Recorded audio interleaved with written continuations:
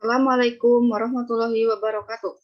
Perkenalkan, nama saya Wina Septiani dengan NPM 201094 dari kelas B dengan dosen pengampu Ibu Dewi Rahmawati Gustini, SKMH, mata kuliah Hukum Dagang. Di sini saya akan menjelaskan tentang disiplin 600 dan kebalikan. Uniform Custom and Practice for Documentary Credits atau biasa disebut dengan disiplin 600. Aturan yang berlaku secara umum di dunia perdagangan internasional adalah disiplin 600. Disiplin 600 ini merupakan seperangkat kebiasaan dan praktik dalam perdagangan internasional yang dijadikan baku oleh International Chamber of Commerce atau biasa disebut dengan ICC, organisasi bisnis di dunia yang berbasis Paris. Saat ini UCPD yang berlaku adalah disiplin 600 versi terbaru revisi ini adalah biasa disebut dengan disiplin 600.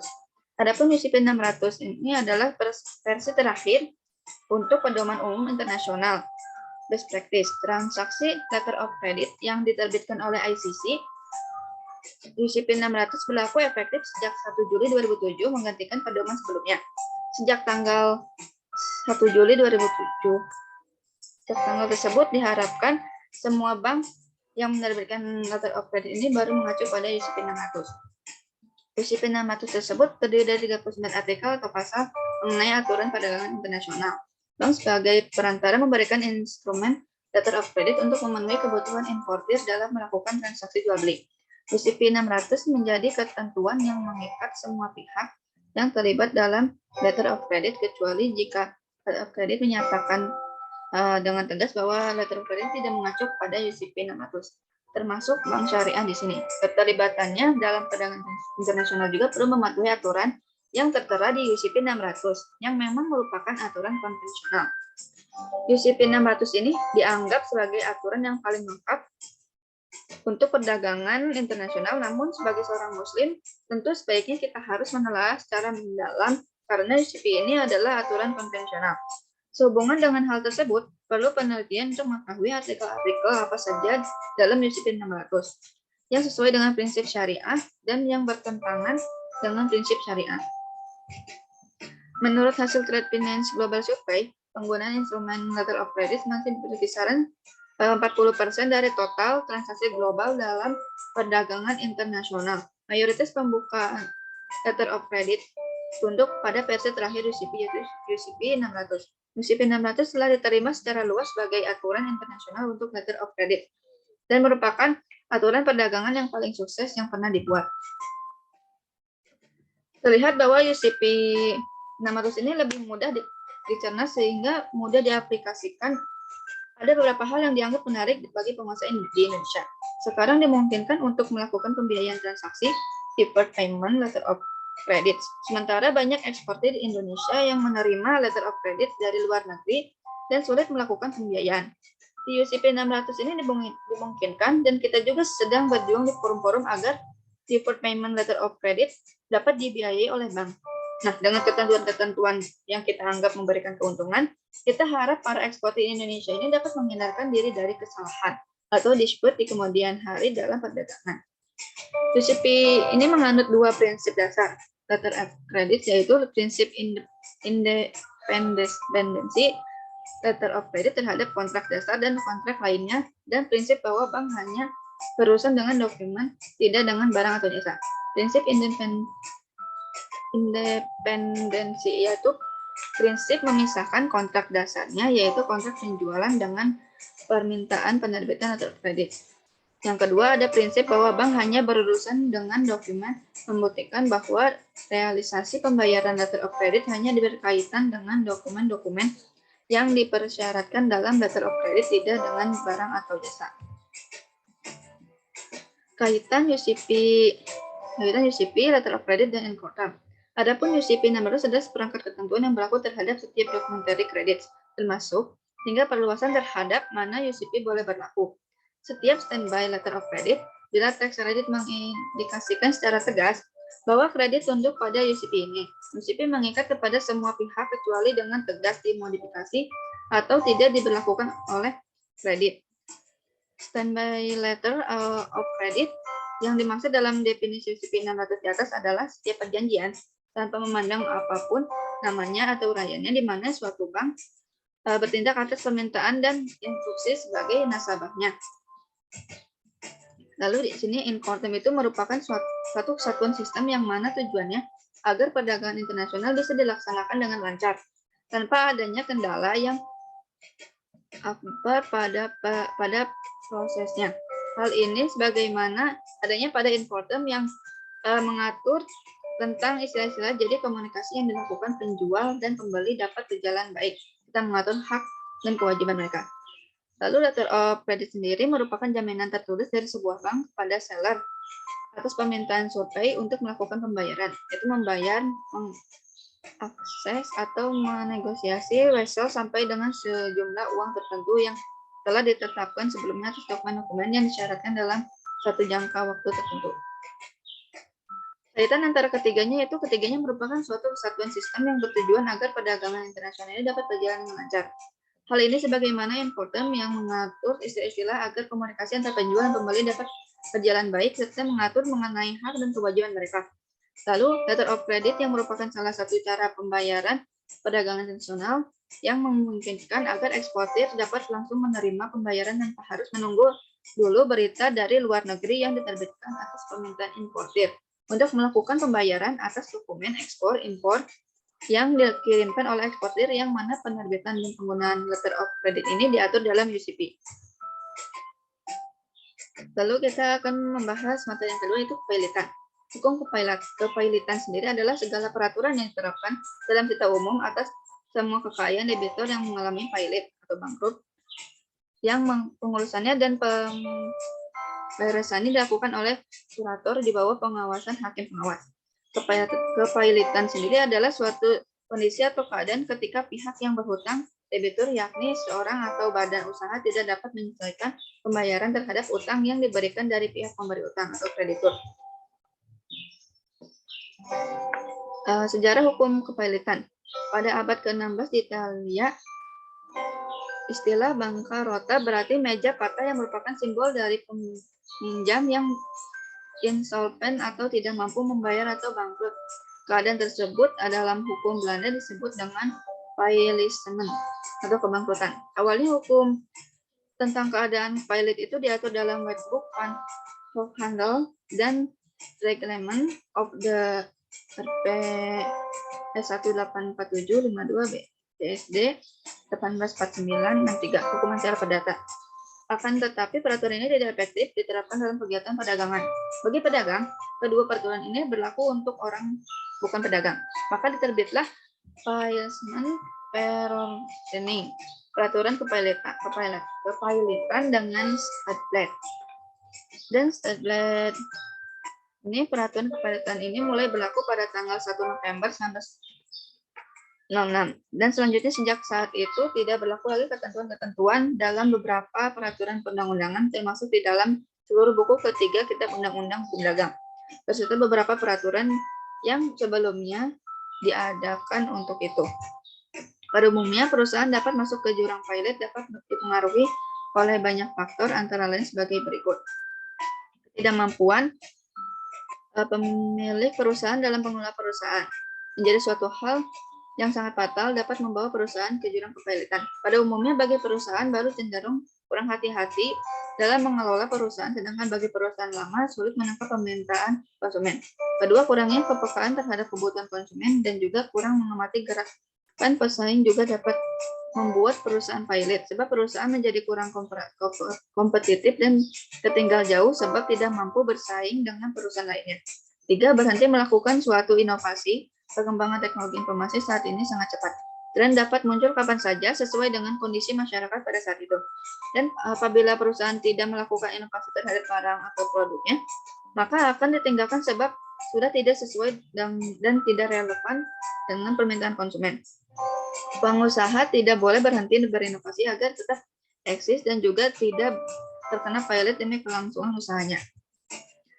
Syarat permohonan pengajuan pailit itu seperti yang disebutkan pada dalam pasal 1 ayat 1 Undang-Undang Nomor 37 Tahun 2004 yang dapat memutuskan bahwa suatu perusahaan itu pailit atau tidak hanya dapat dilakukan oleh pengadilan niaga yang mana terdapat syarat dan prosedur yang harus dipenuhi terlebih dahulu. Dalam pasal 2 ayat 1 junto pasal 8 ayat 4 Undang-Undang Nomor 37 tahun 2004 menyebutkan bahwa permintaan pilot yang dilimpahkan kepada pengadilan niaga harus dapat memenuhi sejumlah syarat, diantaranya 1. Adanya debitur yang mempunyai 2 atau lebih kreditur dan tidak membayar lunas sedikitnya 1 hutang yang telah jatuh waktu dan dapat ditagih. Menyatakan pilot dengan putusan pengadilan, baik atas permohonannya sendiri maupun atas permohonan 1 atau lebih krediturnya. Kedua, adanya kreditur yang memberikan pinjaman utang pada debitur yang dapat berupa perseorangan maupun badan usaha. Terdapat sejumlah utang yang telah jatuh tempo dan dapat ditagih. Utang tersebut dapat dikarenakan telah diperjanjikan terjadinya percepatan waktu penagihan sanksi atau denda maupun putusan pengadilan dan arbiter. Ketiga, adanya permohonan pernyataan pilot dari lembaga terkait. Pihak yang dapat mengajukan dalam proses pengajuan pilotan kepada pengadilan niaga harus dilakukan oleh pihak-pihak yang telah ditetapkan oleh Undang-Undang 37 2004, yakni 1. Dalam hal debitur adalah untuk kepentingan umum dapat diajukan oleh kejaksaan. Kedua, dalam hal debitur adalah bank, maka pernyataan pilot hanya dapat diajukan oleh Bank Indonesia. Ketiga, dalam hal debitur adalah perusahaan efek, bursa efek, lembaga clearing dan penjaminan. Lembaga penyimpanan dan penyelesaian permohonan pernyataan pilot hanya dapat diajukan oleh Badan Pengawas Pasar Modal. Dan keempat, dalam hal debitur adalah perusahaan asuransi, perusahaan reasuransi, dan dana pensiun atau badan usaha milik negara yang bergerak di bidang kepentingan publik. Permohonan pernyataan pilot hanya dapat diajukan oleh Menteri Keuangan. Lalu ada proses persidangan. Permohonan pernyataan pilot dapat diajukan pada pengadilan niaga dan sidang pemeriksaan atas permohonan pernyataan pilot dilaksanakan dalam jangka waktu paling lambat 20 hari setelah tanggal permohonan didaftarkan atau 25 hari apabila debitur mengajukan permohonan berdasarkan alasan yang cukup. Ketika dilakukan persidangan, pengadilan niaga memiliki wewenang. 1. Wajib memanggil debitur. Dalam permohonan pernyataan pilot diajukan oleh kreditor, kejaksaan, Bank Indonesia, Badan Pengawas Pasar Modal, atau Menteri Keuangan.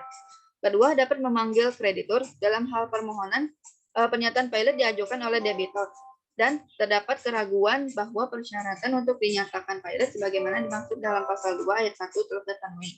Selama putusan atas permohonan pernyataan pilot belum diucapkan, setiap kreditur, kejaksaan, Bank Indonesia, Badan Pengawas Pasar Modal, atau Menteri Keuangan dapat mengajukan permohonan kepada pengadilan untuk 1. Meletakkan sita jaminan terhadap sebagian atau seluruh kekayaan debitur, atau kedua, menunjukkan kurator sementara untuk mengawasi pengelolaan usaha debitur dan pembayaran kepada kreditur, pengalihan atau penanggungan kekayaan debitur yang dalam pilotan merupakan wewenang kurator.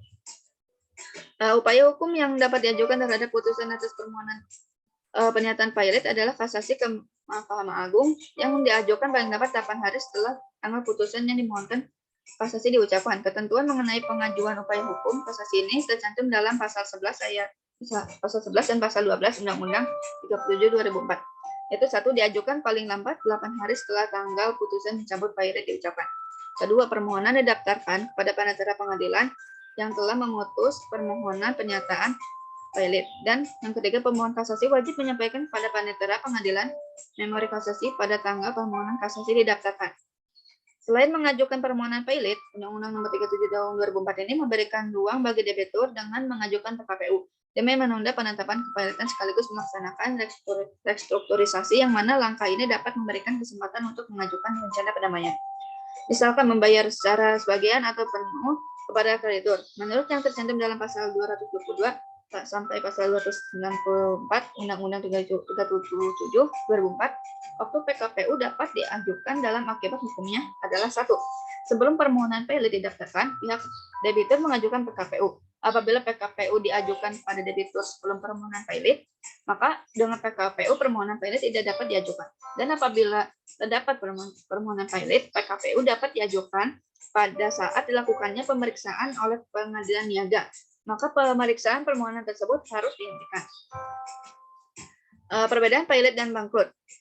Dewasa ini banyak orang yang berasumsi bahwa pilot dan bangkrut merupakan dua hal yang sama. Padahal keduanya berbeda.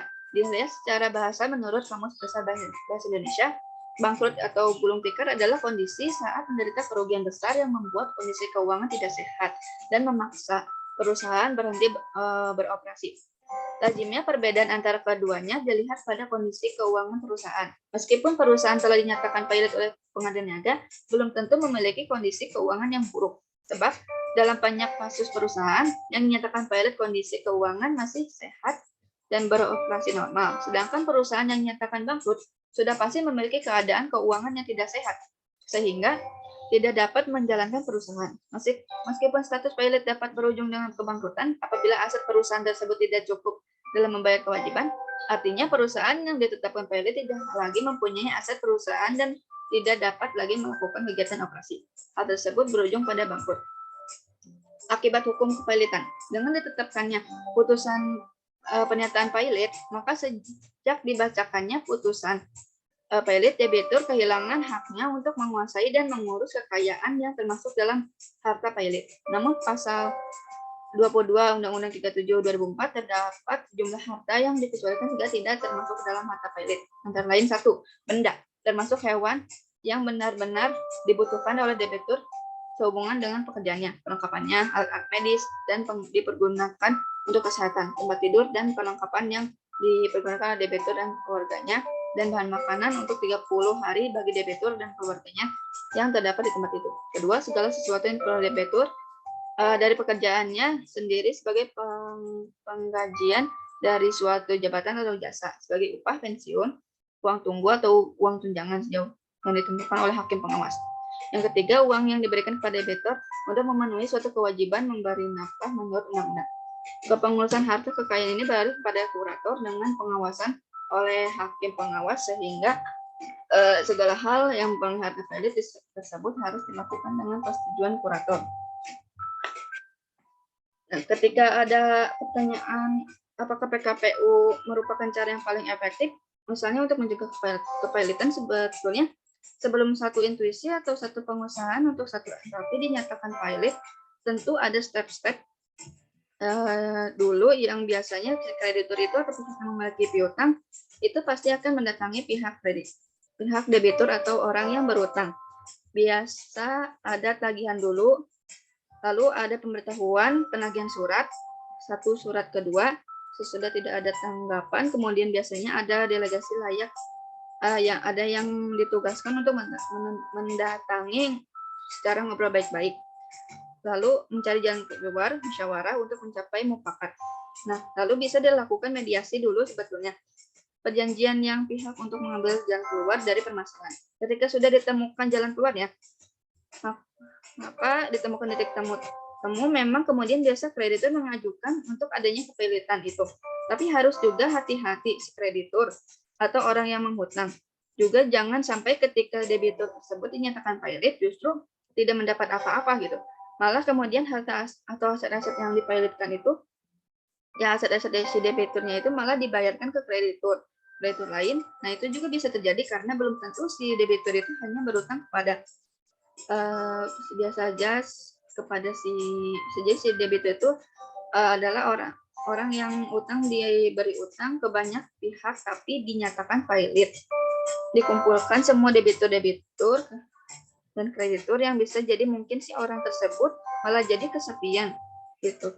Kreditur itu kesepian yang mendapat pembayaran atau bisa jadi malah tidak mendapat apa-apa. Nah, itu bisa saja terjadi, maka biasanya ada kepentingan juga dari si kreditur atau orang yang memberikan piutang kepada untuk bergaining sehingga mendapatkan keputusan yang terbaik untuk dirinya. Biasanya setelah mengajukan kepilotan kemudian kayaknya bakalan ribet ke depannya. Bakalan hutangnya juga tidak akan terbayar karena satu dan lain hal. Kemudian bisa mengajukan PKPU ditunda dulu, itu juga ditunda pengajuan pilotnya, kemudian apa aja pendamaian semacam itu. Sebetulnya kalau kita melihat dari secara keseluruhan, yang secara garis besarnya dari bisnis sebelum ke arah kepilotan, sebelum arah PKPU sebetulnya masih bisa lewat mediasi dulu. Sebelum dulu bisa lewat musyawarah mufakat dulu atau mungkin mengambil jalan arbitrase. Misalnya memang perusahaan besar atau uang yang terlibat di dalam utang piutang juga besar. Kalau cuma hutang sedikit, itu rasanya musyawarah aja gitu, musyawarah aja.